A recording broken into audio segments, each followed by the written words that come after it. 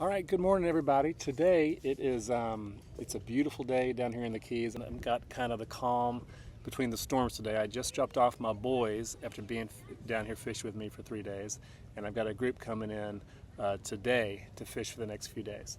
Now that the boys have left, I've had a chance to think a little bit about my time with them and why that really was so important. One of the main reasons I do this is that's what my dad did with me. We were on a hunting trip one time, and one of my brothers-in-law asked my dad, said, "Hey, Jim, did you do this kind of thing with your dad when you were growing up?" He goes, No, not so much." And he said, "Well, why do you do it with Strib?" He said, "Well, I see how much he enjoys it. I see what he gets out of it, and it's just to begin to uncover where their hearts and passions are is a big deal." And I want to do more of that, and it just so happens that a lot of what they love to do is what I love to do as well.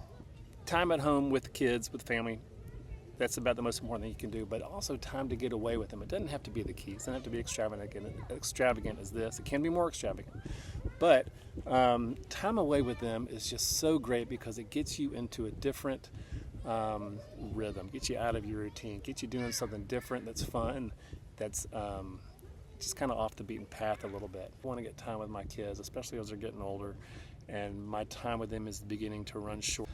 You know, we're knocking on the door of being empty nesters, and I don't I don't like it. I want to be around my kids, and so the wife and I have decided whenever we've got an opportunity to take one or some combination of the kids, whatever it is, we're doing it. We're absolutely doing it.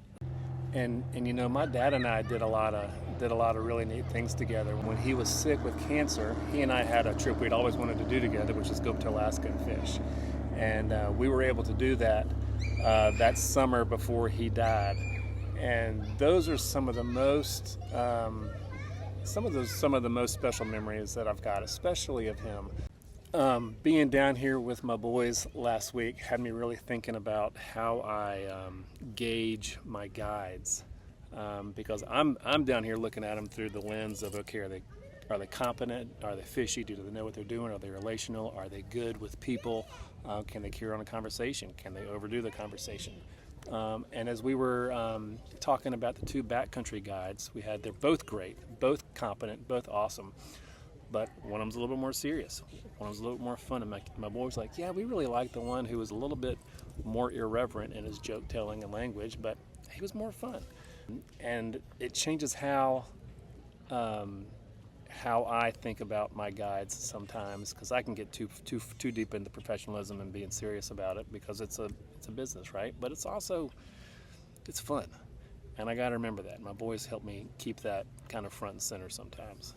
And so, you know, I really want to help fathers and sons do more of this kind of thing. I want to encourage them to do more of this kind of thing. We try to make sure we keep that as a focus of one of the main things that we do trip-wise here, whether it's Patagonia, whether it's Islamorada, whether it's North Georgia or Tennessee somewhere.